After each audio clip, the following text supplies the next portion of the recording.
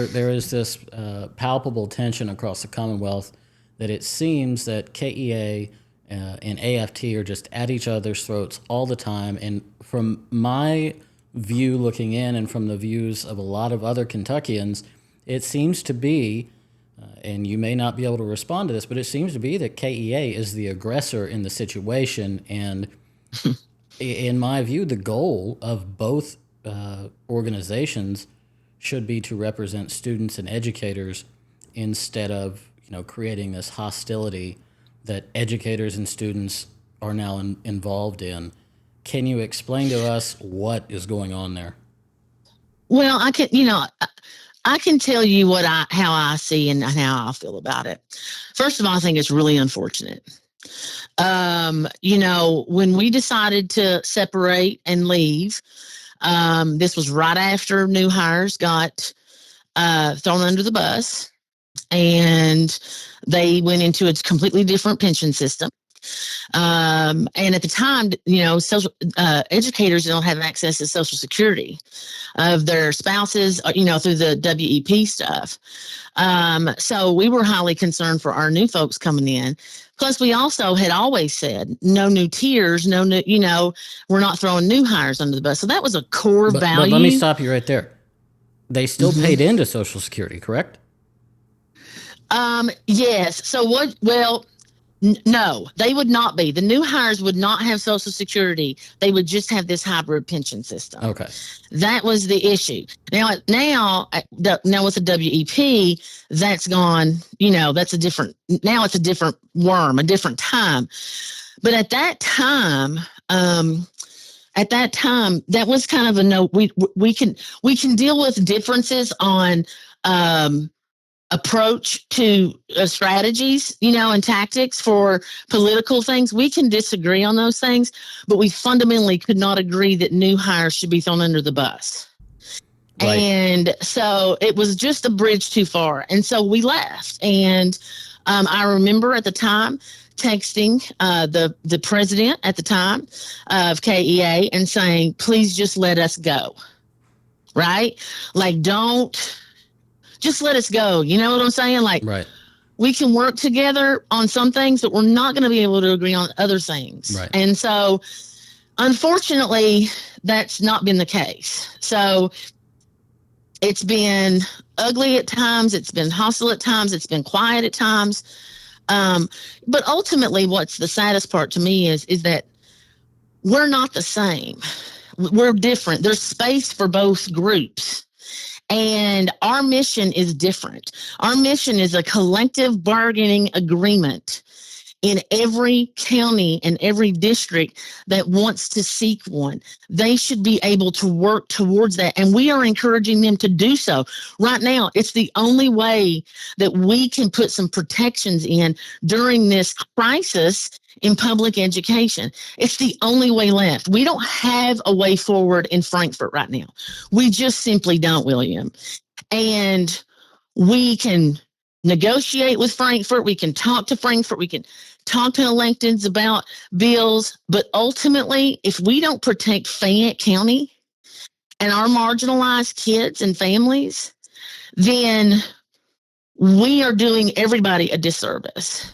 And let me understand this correctly, because, and I will give KEA their credit, as I'm sure you will. Yeah. There are plenty of districts that do have those collective bargaining agreements. The educators do have their protections, but Fayette County, to my understanding, does not have a collective bargaining agreement. That is correct. That's correct.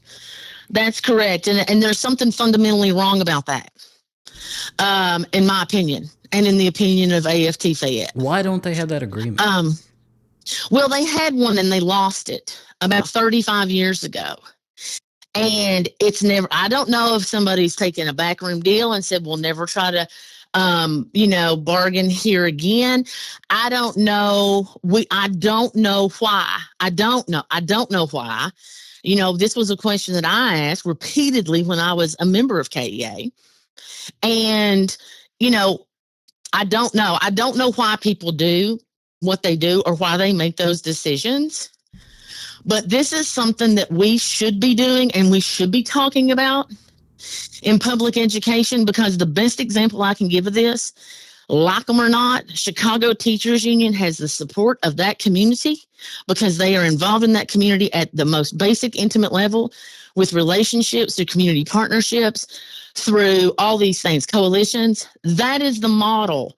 We want to get back to our community. We wanted to take it hyper local to protect those that we can protect. Fayette County has one of the largest budgets in this state. Fayette County Public Schools does. And they have the bigger budget than the city of Lexington.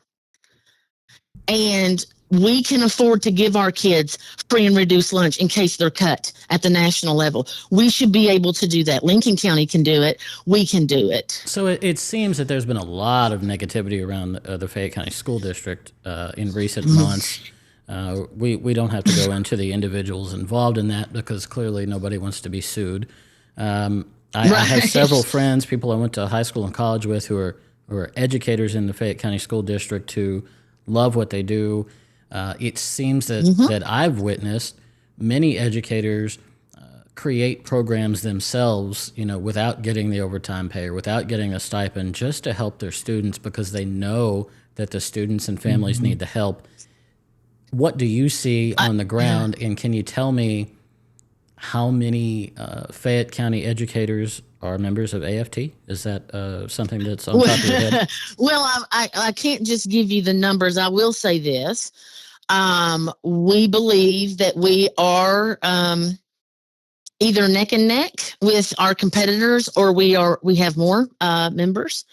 Our focus isn't really as much on membership right now as it is on securing a collective bargaining agreement. So, we do both. We do member relations and services and benefits and all that stuff. But we also have focused heavily on, would you support a collective bargaining agreement, right? Because we had to come in and really educate our community again about what a CBA is, what it looks like, And so that was kind of weird. And I'm going to tell you, we've got teachers who come here from Ohio who don't even realize that they're not working under a collective bargaining agreement. I met with one of them this week. And she was shocked. She was like, wait a minute, the contract I signed wasn't bargained with at this is, and I was like, no, ma'am. And anytime you're asking people to give up any sort of power, perceived power or power, you're going to receive a pushback. Right. And that's one of the things that I've said this, politics is politics, right? It's politics. It's not personal. But some of the things that have been done to try to silence AFT or to prevent AFT from growing has become personal for some people. And that's whenever I'm like this. Okay, I'm not going to play this game because this is no longer political. This is personal for you. It's not personal for me. And so I can't, you know what I'm saying? So I'm not going to play that game. But these teachers, because they could just walk in and say, hey, you know what? We don't need you anymore. You got to go. Right. And it's all political. They spend millions and millions of dollars a year on expenditures that are not necessary. It just seems to me like Fayette County in particular has a problem with authority and having oversight. Well, I think that, again, anytime that you give, anytime the same people have had this distribution of power within a system over so many years, then it becomes kind of like they're all codependent on each other, right? Right. So what you've got is you've got a codependency. And then you also have a mentality with teachers that if they have tenure, they'll be okay. Well, we're seeing that's not the case in Berea right now. I know a guy, Chris Priest, or at least know the name. Correct. Chris just got told he was laid off. He's a science teacher for 10 years. Tenure does not save your job. Tenure just gives you the right to due process. And, and so people don't understand that if they don't want you there, they're going to get rid of you, tenure or not, because what they do is they just get rid of the position. Well, and it's And see, that's the thing. And so there's a false narrative there, I believe, that like we don't need real unions that are independent thinking and independent of the district and can say to the district, we disagree. See, that's what I see a lot of. I and see a even lot of, even under those I'm sorry. bargaining, no, you're fine. Those bargaining agreements, we can kind of transition to this topic, which kind of feeds right in from this. We look at the increased level of student suicides in Northern Kentucky right now, Oh my and though the God. focus Yes, is there, people forget it's not just Northern Kentucky. Just this that's week, we exactly had right. one in Gallatin County. I know Warren County Yes. schools have dealt with it. LaRue County schools have dealt with it. This isn't something new, but when you have No. such a high concentration of it in one district, and you only find out about it because a parent is brave enough Yeah.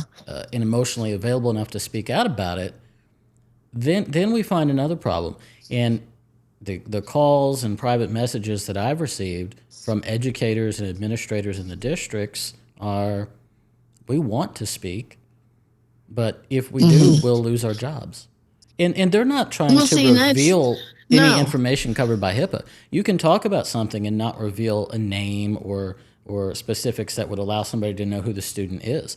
Anybody who comes to me and says, "Well, we really can't talk about it because of privacy laws," that's a load of bull, because you can talk about the event without talking about the person affected by it. Well, and I think the biggest issue, and my heart breaks for the families, for the teachers, for the students that were in class with these kids.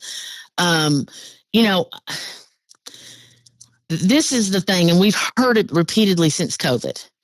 There are a lot of kids who are really struggling, my child included, right? Correct. And so there is this mentality that fix it teacher is what I like to call it.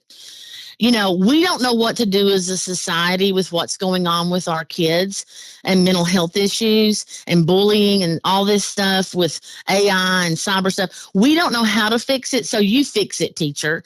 And so what we do is we just push it. We keep pushing it to somebody.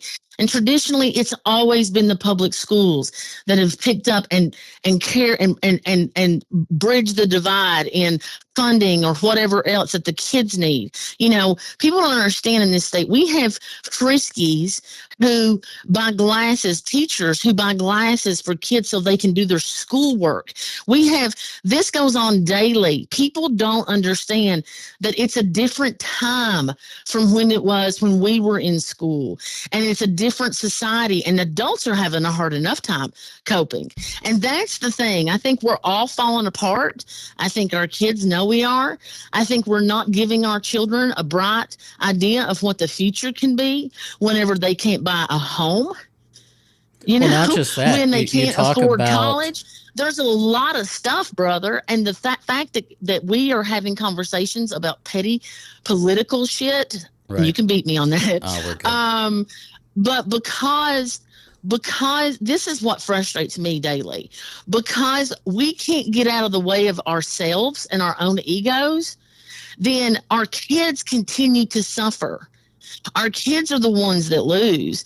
It's not going to be, you can do what you want to Nema Brewer. You can sue me 1,000 times. You can do all these things.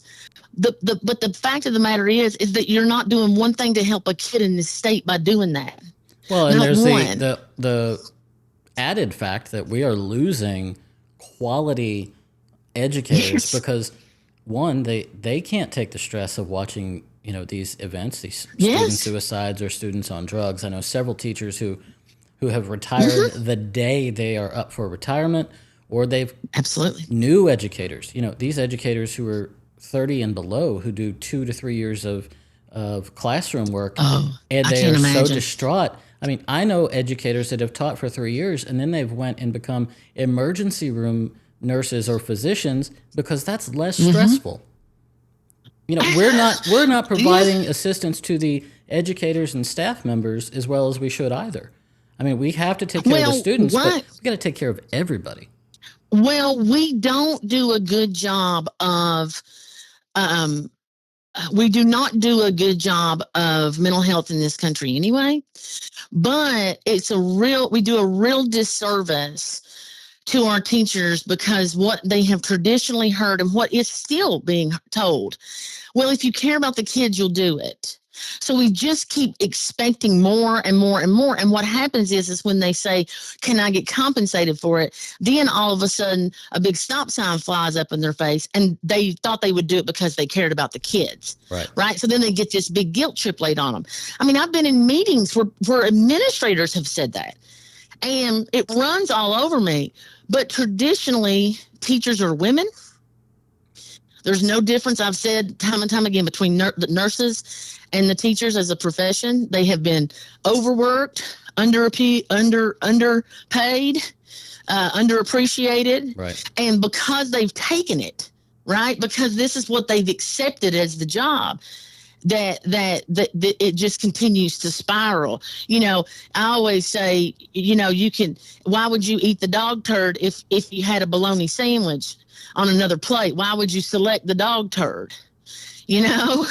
And so, but some people would rather just go ahead and ingest the dog turd, see, because then they're not seen as being, aggressive or a problem or, right. all these other things. Whenever you should be compensated. It's gotten to the point where an educator would rather retire or leave and start an entirely new career from the bottom up than deal with the situations that they're currently facing. And that's in every school district in the Commonwealth, not just one. Absolutely. Yes. Mm-hmm. All right. No, I could talk about, yeah. Oh, we could talk for days, but we'll take a quick break and we will be right back.